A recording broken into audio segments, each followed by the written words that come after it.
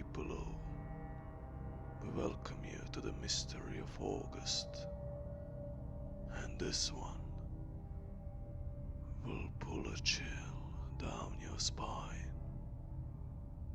Welcome to the story of the Bell Witch.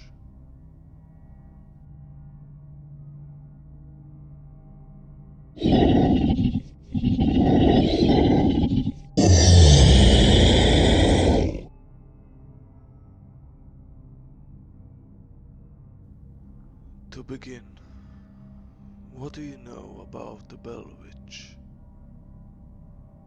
The Bell Witch is a legend from southern United States folklore, one that had been centered on the 19th century, the Bell family.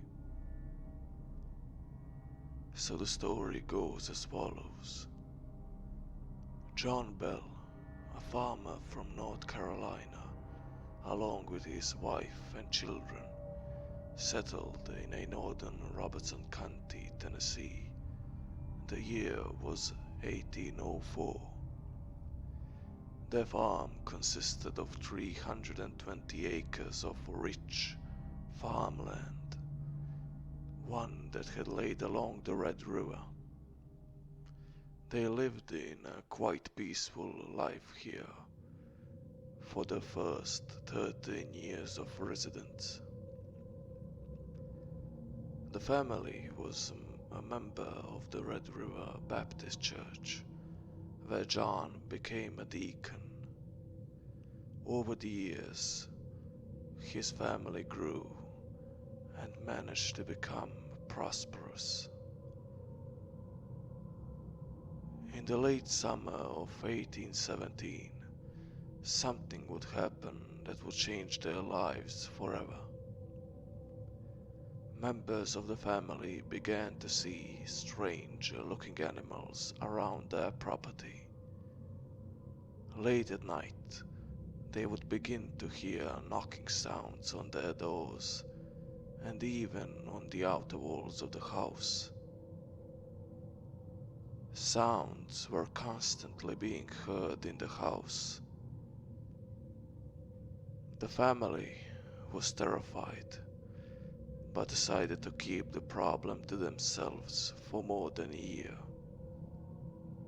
Then, soon enough, things became intolerable.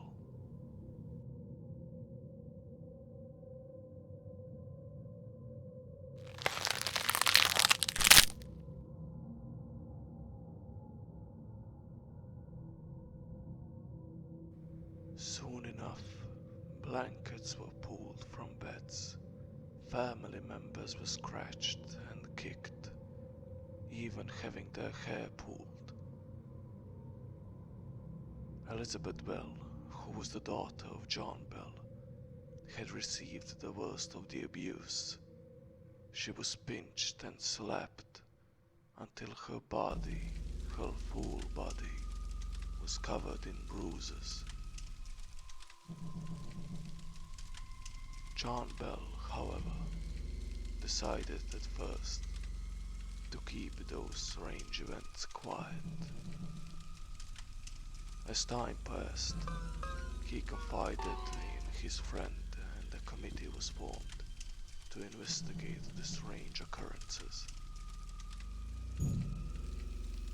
The spirit who had been tormenting them identified herself as Kate Batts, a neighbor of the Bells, with whom John had some bad dealings of business. The ghost quickly became known as just Kate.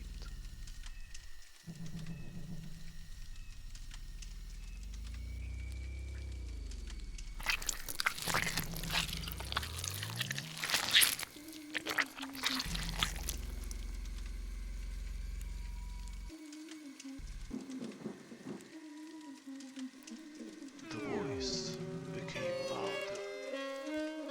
The family could tell the witch was quoting scripture and even singing hymns. As time passed, she began to address family members by name. The witch hated John Bell and vowed to kill him. The story of the Bell Witch spread through the community.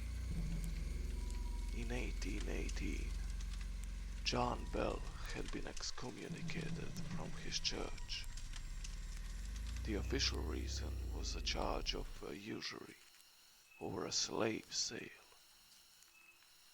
But some think, however, supernatural events were the actual catalyst.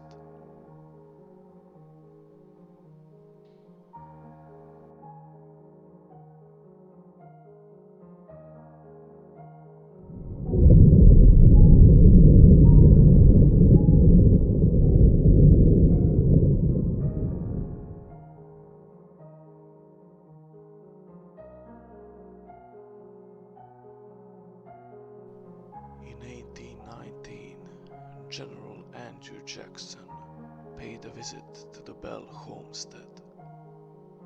The three oldest sons had served under Jackson during the Battle of New Orleans, and he himself heard the story of the Bell Witch. Jackson had a horse-drawn wagon and several men with him. As they slowly approached the farm, the wagon stopped, and their horses could not pull it from its position. Trying to pull it out, and being unsuccessful in his task, Jackson exclaimed, "By the Eternal, boys, it is the witch." And then a female voice was heard, saying, "All right, General, let the wagon move on. I will see you again tonight." Jackson had planned to stay a week, but the group, having experienced more of the witch's attacks overnight, left the Bell farm next day.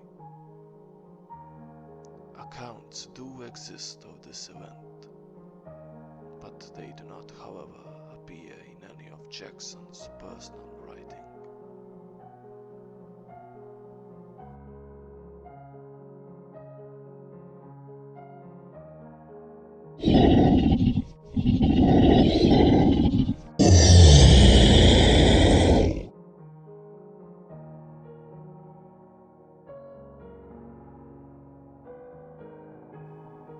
John Bell died in 1820, his age being that of 70. The family found a mysterious vial in the room where Bell's body had laid. They fed the liquid inside to the cat, and it immediately died. The witch's voice was the one who would take credit for Bell's death. It was reported that she had laughed and sang constantly during Bell's burial on the farm. A year later, the voice warned Bell's widow Lucy that she would return for more haunting in 7 years. The year was 1828, and the manifestation made her last reported appearance in a discussion with John Bell Jr., in what was said that the voice had predicted the Civil War.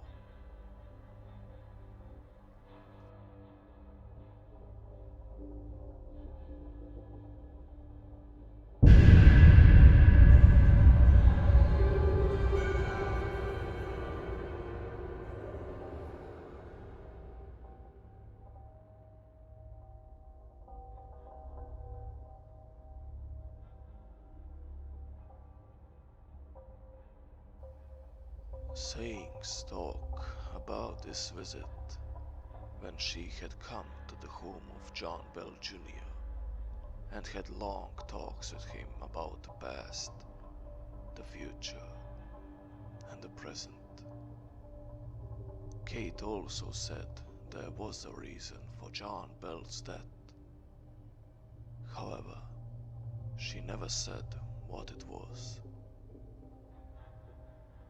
After the second visit, she said that her next return would be in 107 years. That would have been in 1935. But there are reports that some men and women believed that Kate never left the area at all, due to strange things that had occurred in and around the town of Adams and the Bell Witch Cave over many of these years.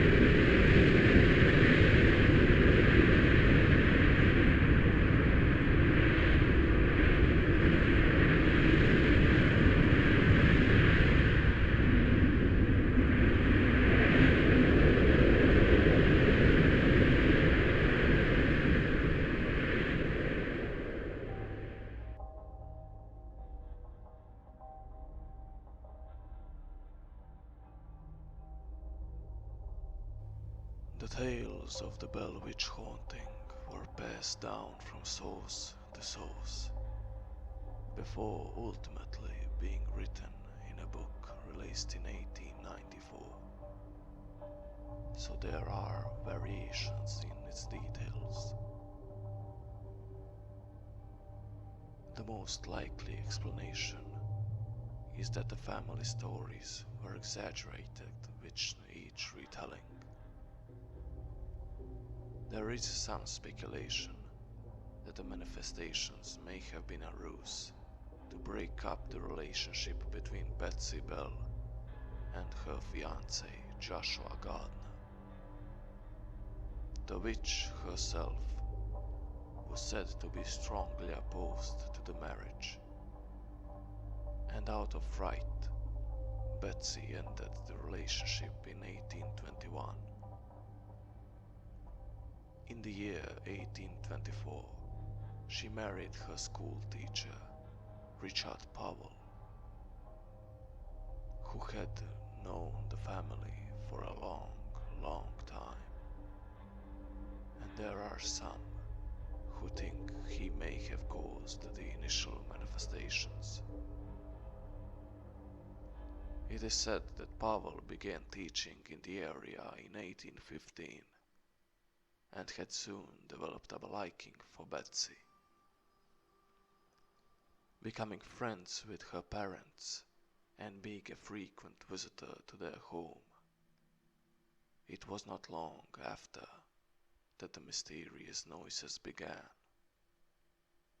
His first wife died in 1821, the same year Betsy ended her engagement to Gardner.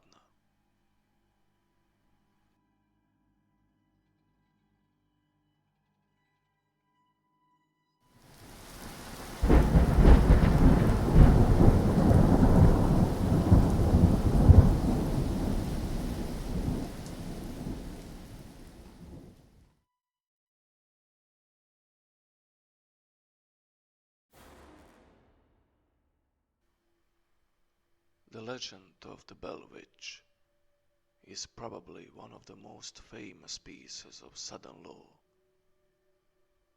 It is a story of a spirit who tormented a Tennessee home over 200 years ago. In today's times, as the story goes, she may or may not still lurk around Robertson County, Becoming an iconic witch, she inspired major motion pictures and even attracted the attention of a soon-to-be president. But one thing, even being false or true, is that even more compelling. Unlike a lot of other paranormal figures, this story is supported by eyewitness accounts and even documents penned by those involved in the haunting.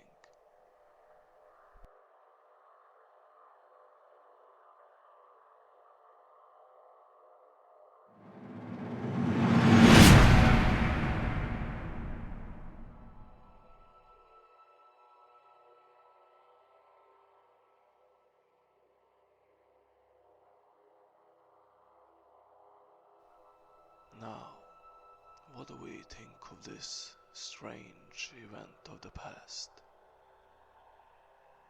Although there is some truth to the telling that maybe it in fact was Richard Pavel who was responsible for these hauntings.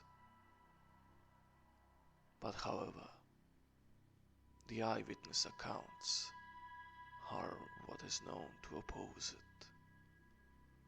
Even on one day in 1817, John Bell, after inspecting his cornfield, the man encountered a strange looking animal sitting in the middle of a corn row. He was shocked by its appearance. The animal had the body of a dog and the head of a rabbit. Bell fired several times and the animal had vanished. What is said to be one more strange occurrence is that over the nights, Bells began to hear beating sounds on the outside walls of their log house. And even after the family had hurried outside to catch the culprit, they always returned empty-handed. In the weeks that followed, the Bell children began to wake up, frightened, complaining that even rats were gnawing at her bedposts.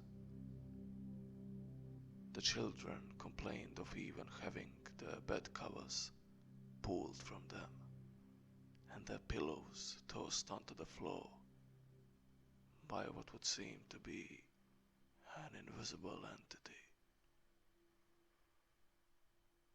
As time progressed, the Bells heard faint, whispering voices, which had a sound like a feeble, old woman. This and those other occurrences are what disprove the Richard Pavel theory, as it is unknown if he did how the man could set up those eyewitness accounts.